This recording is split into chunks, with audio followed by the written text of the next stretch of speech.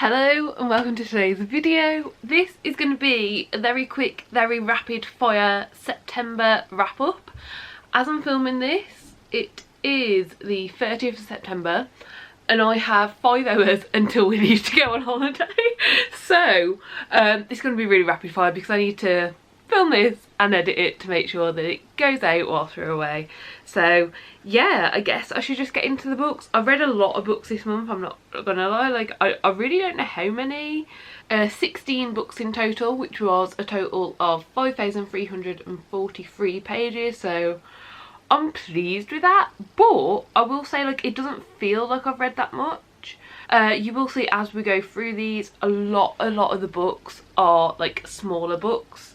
They are novellas, I guess. There's a graphic novel, there's just some smaller books in here. So yeah, let's go through them. And I will also say, because I've got so much travelling to do today, there is a chance I'll read another book this month. Like, I could finish a book before the end of the night.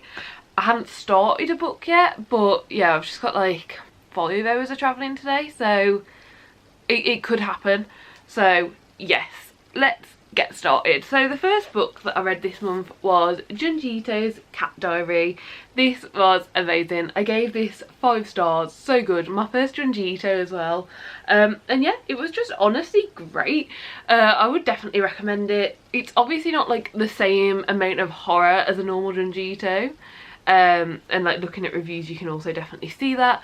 But yeah, it was really fun and I had a great time reading it, and it did make me a little bit emotional because obviously, like, you know, they're cats, they don't live as long as us, and I have 2 cats, and there are definitely pages in here that I could like see my own cats within these cats. But yeah, really had a great time and I gave it 5 stars.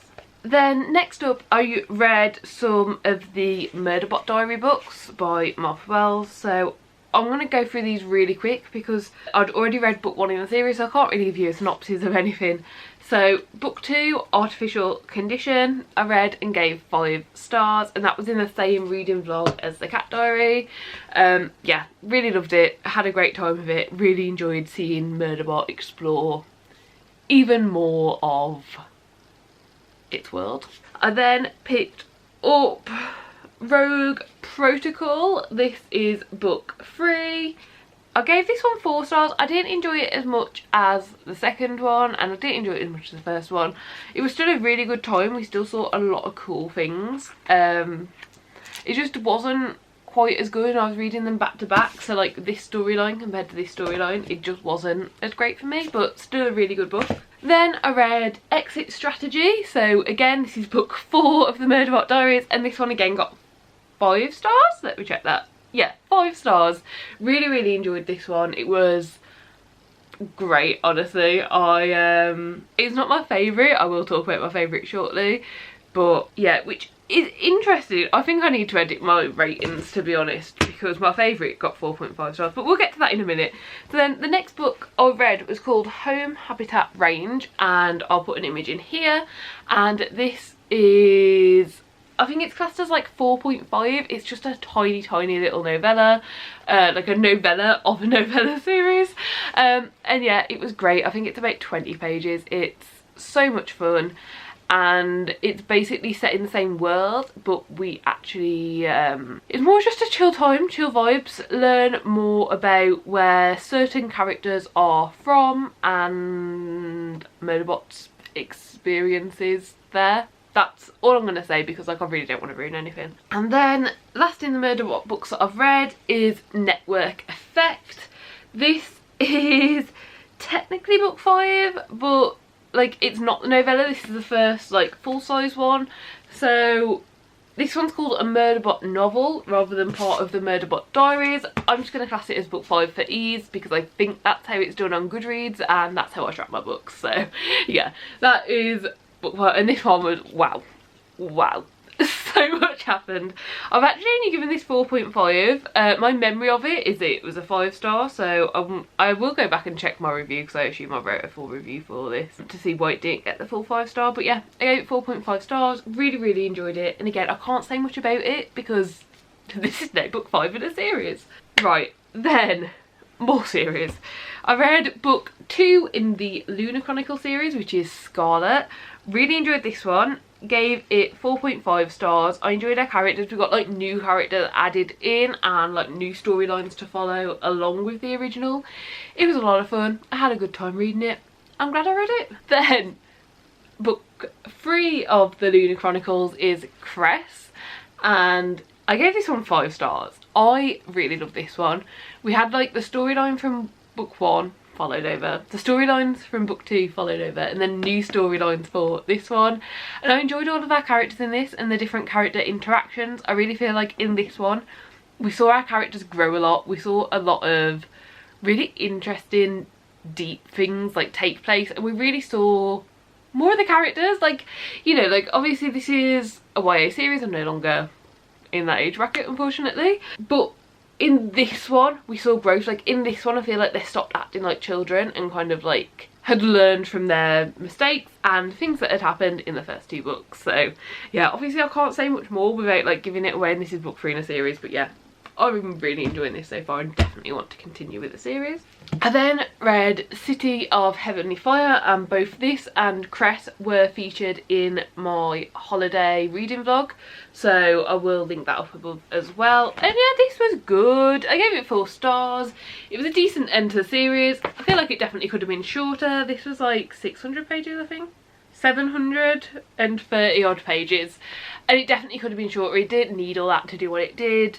And there were definitely parts towards the end that I found annoying, and at the start it was very slow, but like slower than what made sense to me personally. I still enjoyed it, still gave it 4 stars. I just feel like the pace, especially for the last book in a series, needed to be changed a little bit. Okay, and then I read Small Steps. This is a follow-up book to Holes. Holes being like, you know, like the really popular book. It was made into a movie. I feel like when I was at school it was kind of like all the range. We definitely like watched the Holes movie multiple times at school. I think it was just like one that happened to be approved. Yeah, I did enjoy it. I gave it 2 stars. It just seemed very unnecessary to me. I didn't like the storyline. It seemed very outdated and old-fashioned. I think unless you really enjoyed Holes, and I'm going to quickly mention the 2 people we see from Holes in this. If you class that as a spoiler, skip ahead like 10 seconds, but in this we follow Armpit and X-Ray. So yeah, if you are really interested in those 2 from Holes and their storyline and how they continue on after Holes, then maybe it's worth a read. I thought I was interested, but the more I read, the more I realised I actually really wasn't, and this was really boring and also really stupid. Yeah, characters and character personalities just didn't really make sense. There's a lot of things that didn't make sense. I didn't enjoy it. Okay, and then we got onto a really exciting series, and I have done a whole reading vlog for this series, so I will just quickly talk about them all together. But I read the Good Girls Guide to Murder series. You can't really see that. There we go. I read the Good Girls Guide to Murder series. Yeah, this was great. I really enjoyed it. So I gave a Good Girls Guide to Murder 4.5 stars. Good Girl Bad Blood 4 stars. I did unfortunately not love the 3rd book. I gave it 2.5 stars. Then the little prequel novella Killjoy, I gave 4 stars. So overall a good time. 3rd book, not for me, but yeah, overall a really good time. So in A Good Girl's Guide to Murder, we basically just follow Pip, who is investigating a case where the police and the people of the town have a murderer, but Pip isn't so sure if the murderer is really the murderer. And I'm going to leave it like that. I'm not going to say any more because I went into this so blind, and if you haven't read it, that's all you need to know. Go into it blind and like you'll get so surprised at so many points. If you have read it and enjoyed it, go watch my reading vlog, because I had a lot of fun like figuring this out and like trying to understand what was going on. So yeah, definitely a good time. And then carrying on with like the Shadowhunters, I'm just trying to get up to date with them. I ended up reading the Bane Chronicles. So this is just like a load of short stories from Magnus Bane's perspective. I enjoyed this. It was a fun time. I ended up giving it 4 stars in the end. It wasn't anything special. If you're going into it expecting it to be like this really amazing thing, you're not going to get that. But if you really enjoyed like the Mortal Instruments and the Infernal Devices and want to know more about the character of Magnus Bane, I definitely feel like you get that in this. I did end up tabbing it, just with like fun tabs. Like these aren't anything serious. Like the purple tab is for every time he mentions black hair and blue eyes. The pink tabs are when I've learnt something new, and then the green and what ended up having to be yellow tabs are just for when characters are mentioned or introduced that like we know from previous series. And then the blue ones are just the different stories in there. But yeah, I had so much fun with this, especially like seeing all these characters that we know from like different times. Like, I'm trying to think of one that like won't be a spoiler if you haven't read any of this. Well, Magnus Bane has a boyfriend, and that happens during the Mortal Instruments series. And there is a certain event that happens in City of Lost Souls, and then we just get Magnus Bane's voicemail for like the last short story of this book. Literally just like voicemails that different people have left him from the Mortal Instruments series, and just stuff like that. It was so much fun. I really enjoyed it. I had a good time with it. Don't think it was spectacular, don't think it's gonna like, you know, win any award, but for like pure enjoyment after reading the first two series, loved it. And then last but not least, we have The Subtle Knife. This is getting 2 stars. If I'm being perfectly honest with you, I still have half an hour left of the audiobook, but I'm not enjoying this. I'm not. So I am going to finish the audiobook today whilst I need to like finish getting myself ready. But yeah, not great. It was so long for so little to happen. It's so wordy. It's like the dialogue doesn't read correctly, like it doesn't read real or like realistic. Yeah, I reread the first one this year, The Northern Lights, and it got 3 stars, but I remember enjoying the series more and more as it went on, so I was like, okay, like it got 3 stars, it wasn't the best, but I'm going to keep enjoying this. And then this is 2 stars, and now I'm like, do I even reread the third one? Do I do that? Do I not? I don't know. Our main characters even, like, I don't know, to me their voices just don't seem right. Like the personality that our main character had in book 1 compared to book 2 seems a little off. Like not completely, but I think it's more the self-doubt. There's a lot of like self-doubt that I've noticed in this. Like I don't know if it's actually that prevalent, like, but I've definitely noticed it happen a lot. And I feel like the way our characters just interact when they suddenly meet up with each other, not necessarily our main characters, but there's a lot of characters. We follow a lot of different like things going on in different places in here. So like there's some point where like different witches meet up, and the way they talk to each other, it's like they need to re-explain what's happened for everything that we've already read again, and I'm just not loving it. I know it's not meant for like me and my age, but it's still meant to be one of those series that holds up, and yeah, it's getting 2 stars. That is just how it is, unfortunately.